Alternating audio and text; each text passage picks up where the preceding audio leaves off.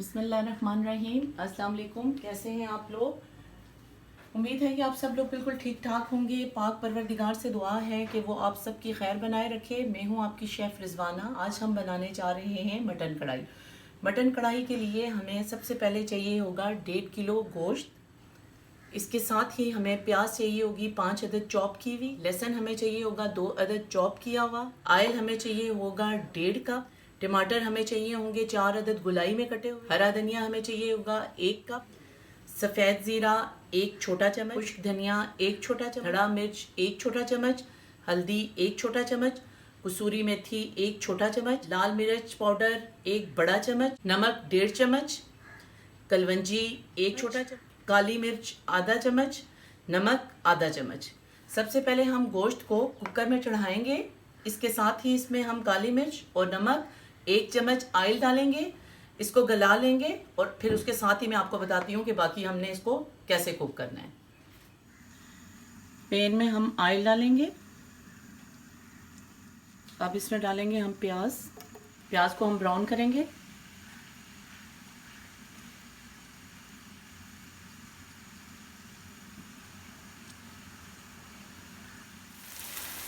प्याज ब्राउन हो गया है। अब हम इसमें लहसुन, साथ ही इसमें हम डालेंगे जायफल,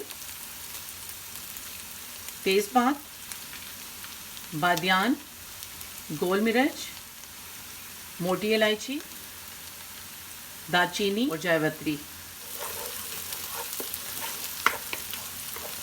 अब डालेंगे इसमें टमाटर, नमक,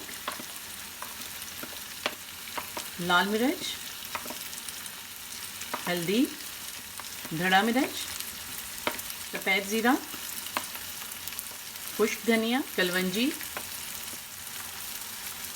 कसूरी मेथी। साथ ही इसमें हमने मटन डाल के उसको भूनना है। ग्रेवी बन गई है।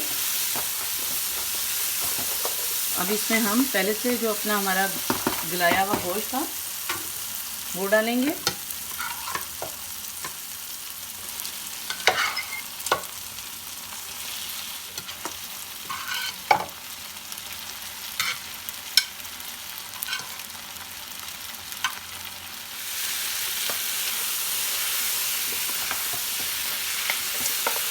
इसको अब हमने अच्छे से भूनना है मसाले के साथ।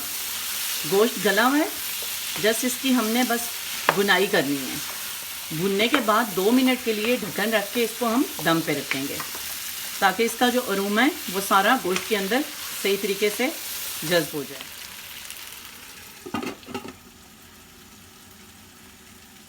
मटन कढ़ाई तैयार है। अब इसे हम बाउल में डालेंगे।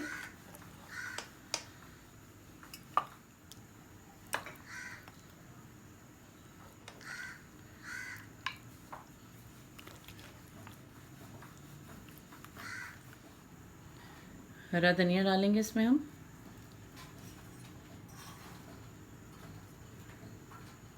मटन तैयार है। आप भी इसको घर में बनाएं, मुझे कमेंट करें कि ये कैसा बना है और मेरे चैनल को लाइक करें, सब्सक्राइब करें और शेयर करें।